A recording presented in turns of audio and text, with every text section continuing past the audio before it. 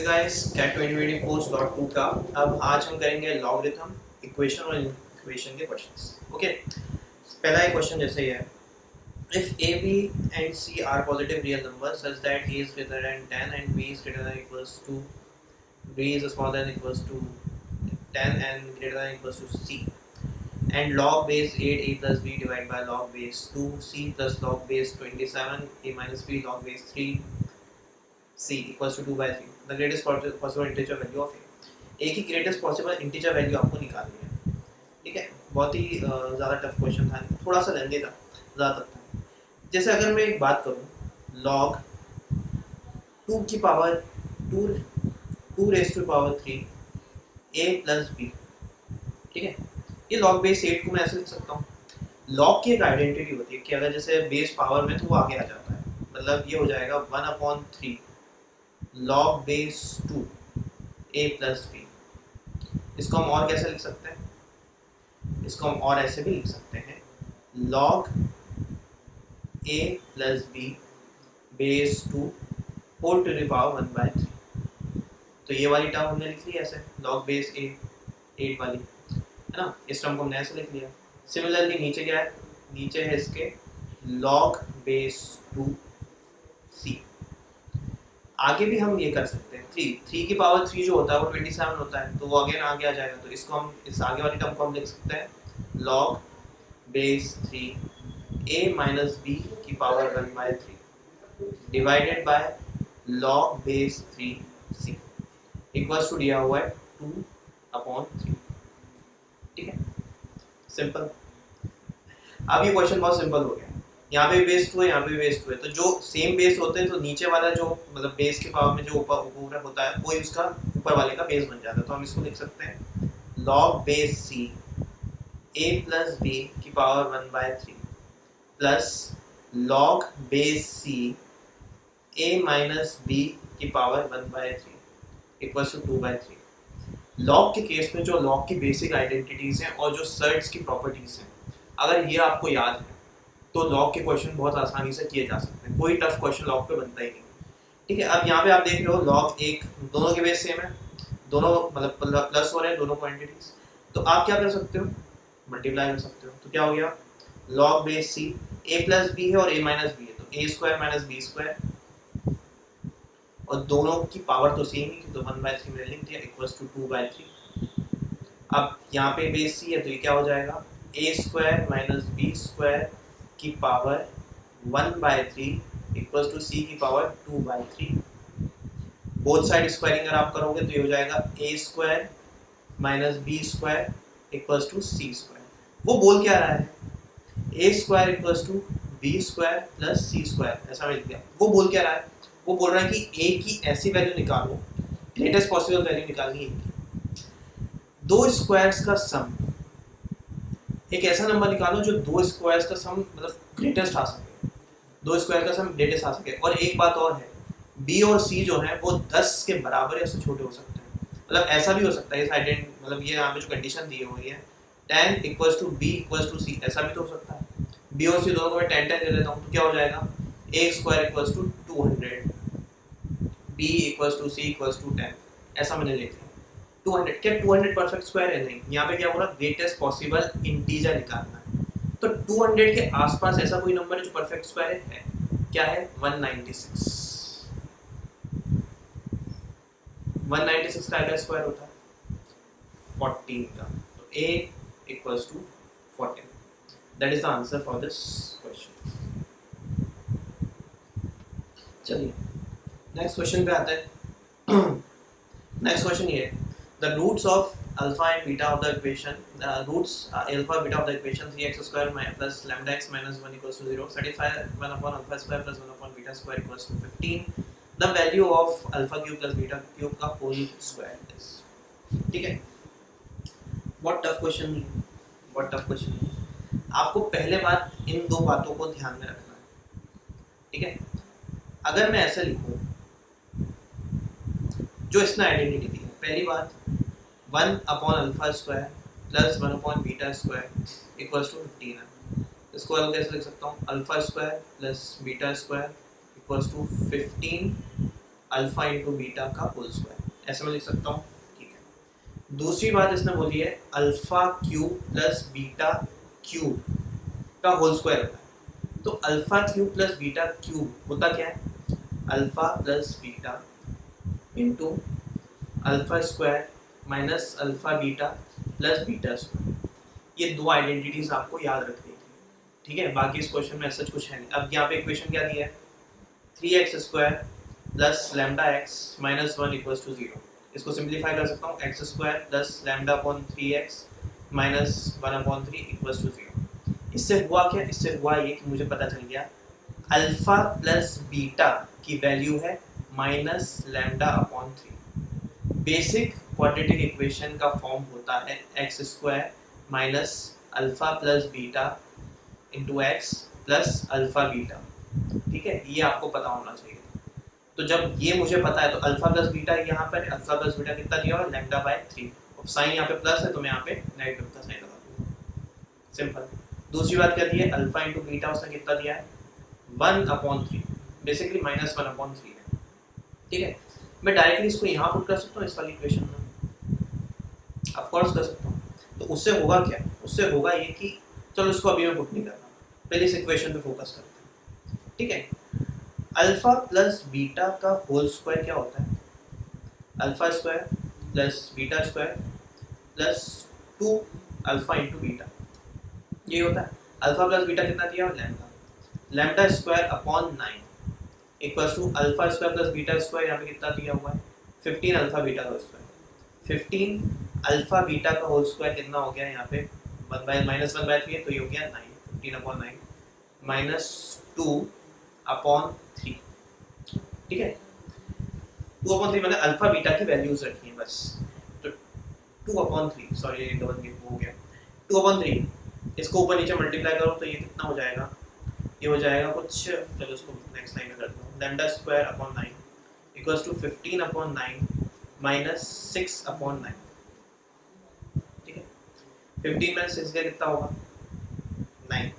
तो लैम्डा की वैल्यू अगर मैं निकालने के लिए आऊँ तो लैम्डा की वैल्यू कितनी आएगी, lambda square upon 9 equals to 1। Lambda आ गया आपके, स्क्वायर आ गया आपके पास प्लस माइनस 3। इस क्वेश्चन में नहीं पर किसी और क्वेश्चन में प्लस माइनस की वैल्यू बहुत अच्छी होती है, मैं आपको बताता हूँ कैसे। लैम्डा की वैल्यू आ गई प्लस माइनस, मतलब मेरे पास अल्फा प्लस बीटा मेरे पास कितना हो गया, alpha plus beta equals to -1 हो गया, ठीक है। और अल्फा इंटू बीटा मेरे पास कितना है -1 अपॉन 3। यहाँ पे alpha plus beta, alpha cube plus beta cube लिखा है, पर हमें निकालना क्या है, alpha cube plus beta cube का होल स्क्वायर। तो यहाँ पे जो भी क्वांटिटी है, ये जो भी आइडेंटिटी है, इसके अंदर यहाँ पे अल्फा प्लस बीटा जो है ना, तो यहाँ पे जो है इसका पूरा क्या स्क्वायर है। तो अल्फा प्लस बीटा प्लस हो या माइनस हो, डजंट मैटर, स्क्वायर होगा, end of the day power positive हो जाएगी। अगर अल्फा प्लस बीटा की वैल्यू -3 लेता हूँ मैं तो भी ये 9 हो जाएगी, +3 लेता हूँ तो भी 9 हो जाएगी। तो मैं कुछ भी वैल्यू ले सकता हूँ अल्फा प्लस बीटा की। तो मैं फिलहाल यहाँ पे अल्फा और बीटा की वैल्यू ले रहा हूँ, सॉरी अल्फा प्लस बीटा की वैल्यू है कितनी है, -1 अपॉन -1 है, ठीक है, -1 है तो -1 मैंने लिया, ठीक है।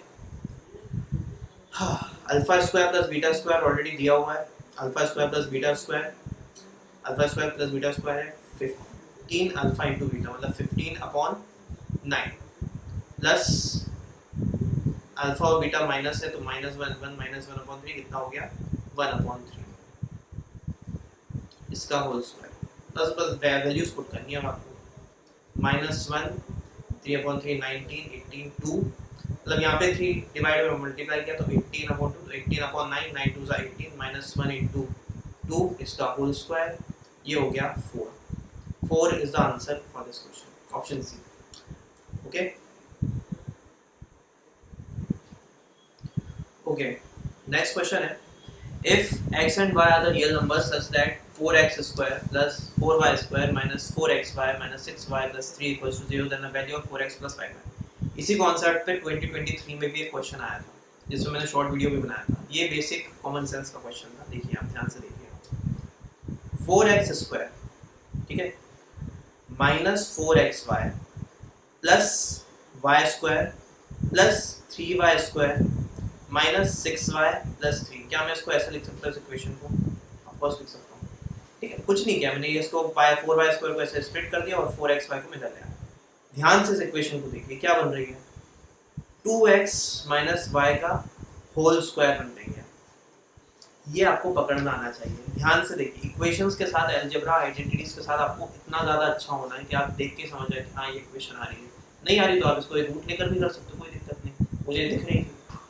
+3 में यहाँ से कॉमन निकाल लेता हूँ, y² - 2y + 1 y - 1 का होल स्क्वायर है 3 × y - 1 का होल स्क्वायर, 2x - y का होल स्क्वायर इक्वल्स टू में क्या है, 0 है, 0। दो नंबर्स के रूट या दो नंबर्स का सम जो स्क्वायर है वो 0 कब होता है, जब वो दोनों ही 0 हों। ठीक है, आप करके देख लीजिए, ये दोनों 0 होंगे तभी होगा। 1² + 0² कितना होगा, 1 होगा। तो यहाँ पर तो यहाँ पे बोल रहा है कि दोनों 0 मतलब दोनों 0 है, तो हमें y की वैल्यू निकालने ज़्यादा प्रॉब्लम की नहीं। ये वाली वैल्यू क्वांटिटी 0 है तो y कितना हो गया, 1। ये वाली भी 0 है तो x कितना हो गया, y/2, और यहाँ 1 आ रहा है तो x हो गया 1/2। डायरेक्टली इस इक्वेशन रख दो, 4 × 1/2 + 5 बाय 1 है तो कितना, 2 7। एक लाइन का option, 7 is the answer for this question. Okay okay, चलिए नेक्स्ट क्वेश्चन है। If x and y satisfy the equation mod x plus x plus y equals to 15 and x plus mod y minus y equals to 20, then x minus y equals c। अब कई लोग दिमाग ज़्यादा लगाते हैं, यहाँ पे क्या करेंगे, -x लिख देंगे, +x है, -x +x कट गया, y की वैल्यू 15 आ गई। यहाँ पे +y लिख लेंगे तो x की वैल्यू 20 आ गई। 20 - 15 5, option A is the right answer. ये कैट है भाई, इसमें इतना सीधा सीधा आंसर नहीं होता है। ठीक है, उसने पहले ही बोला है कि x और y सेटिस्फाई दोनों इक्वेशन को कर रहे हैं, तो x और y को एलिमिनेट मत करो, इनसे रिलेटेड इक्वेशन बनाए रखो। x को मैं पॉजिटिव रखूंगा तो एक पहली इक्वेशन में तो x + x + y = 15 आ जाएगा। ये हो जाएगा 2x + y = 15। ये पहली इक्वेशन। दूसरी इक्वेशन में मैं y को नेगेटिव रखूंगा क्योंकि y में एलिमिनेट नहीं करना चाहता, तो ये हो जाएगा x - 2y = 20। ये है दूसरी इक्वेशन। अब इन दोनों इक्वेशन को साथ ध्यान में रखते हुए आपको x और y की ऐसी वैल्यू निकालनी है जो इन दोनों इक्वेशन को सेटिस्फाई कर रहे। ठीक है, एलिमिनेट नहीं करना था कि x और y की वैल्यू, वो वैल्यूज जो आप निकालते हैं अगर इंडिविजुअली आप इक्वेशंस में रख के देखो सेटिस्फाई नहीं करेंगे, पर अब जो वैल्यूज हम निकालें x और y की, वो इन इक्वेशंस को किसी मॉड में प्लस में नेगेटिव किसी में भी रखो सेटिस्फाई हर बार करेंगे। तो हमें वैसी वैल्यू चाहिए। लीनियर अलजेब्रा फंक्शंस में ये बातें, आप बेसिक बातें आपको पता होनी चाहिए लीनियर इक्वेशंस में। ठीक है, तो यहाँ पे मैं क्या कर सकता हूँ, एलिमिनेट कर सकता हूँ, मल्टीप्लाई कर दो, 4x + 2y = 30। फर्स्ट इक्वेशन की बात करूँ। दूसरे में x - 2y = 20। दोनों को ऐड करेंगे क्या हो जाएगा, 5x = 50। x की वैल्यू आ गई 10। ठीक है, x की वैल्यू आ गई आपके पास 10। x की वैल्यू 10 है, y की वैल्यू कितनी हो जाएगी, y की वैल्यू -5। किसी भी इक्वेशन में आप रखोगे y की वैल्यू -5। x -5 बोल रहा है, 10 - -5 = 15। ये था इसका आंसर। x की वैल्यू 10 और y की वैल्यू -5। अब आप चाहे किसी भी इक्वेशन में रख के देख लो, क्रॉस चेक करने के लिए यही होगा। ठीक है, और दोनों केसेस में इक्वेशन जस्टिफाइड है, दोनों इक्वेशन के लिए ये वैल्यूज जस्टिफाइड है। ठीक है, तो 15 था इसका सही answer. Okay okay, so next question है, the sum of the infinite series, जो ये सीरीज दी हुई है, इज इक्वल्स टू। ये क्वेश्चन जितना टफ दिख रहा उतना है नहीं, इनफैक्ट ये क्वेश्चन 2 लाइन का है। ध्यान से देखिए, ये पहली सीरीज को मैं मल्टीप्लाई कर दूं अंदर तो ये हो जाएगा 1/5 का होल स्क्वायर - 1/5 × 1/7।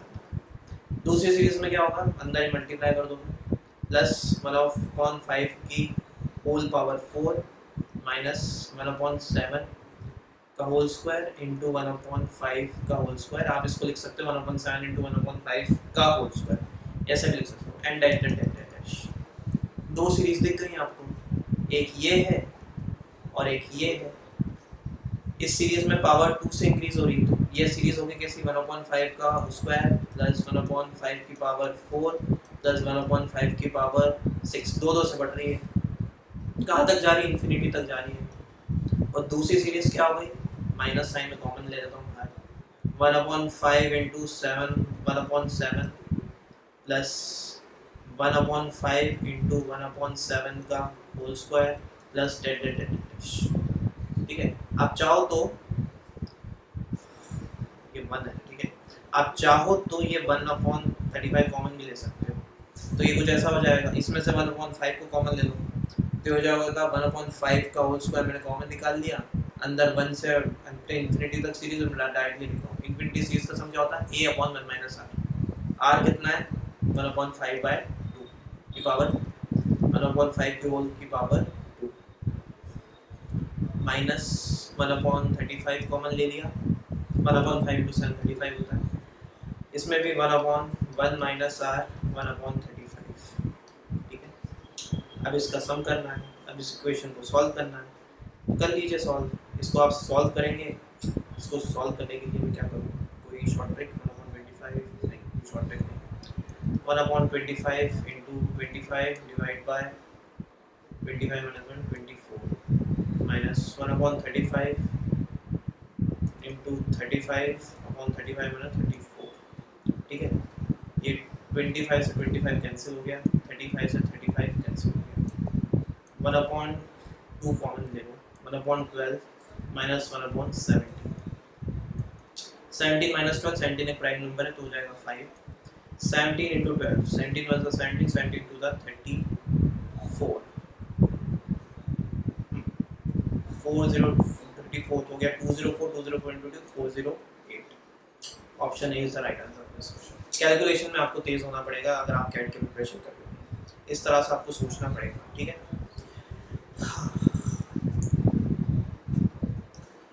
एक और क्वेश्चन है, if x + 6 √2 की पावर 1/2 माइनस x - 6 √2 की पावर 1/2, पता नहीं कौन लोग बोल रहे थे कैट का 2024 का पेपर टफ है, बोथ साइड स्क्वायरिंग कर लो, बोथ साइड स्क्वायरिंग कर लो, देखो x + 6 √2 a square plus b square x - 6 √2 minus 2ab। ठीक है, 2ab कितना हो गया, ये प्लस में x + 6 √2, ये माइनस में x square minus 72 equals to 8। यही था क्वेश्चन।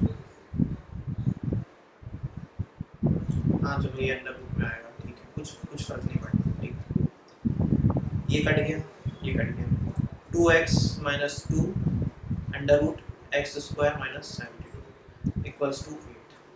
इसको इधर ले जाओ, इसको इधर ले जाओ, ये आप पहले कॉमन कट कर लेते हैं, x minus under root x square minus 72 equals to 4, x - 4 equals to x square minus 72 का under root, both side squaring, x - 4 का whole square equals to x square minus 72, a square minus 2ab मतलब 8x plus 16 equals to x square minus 72।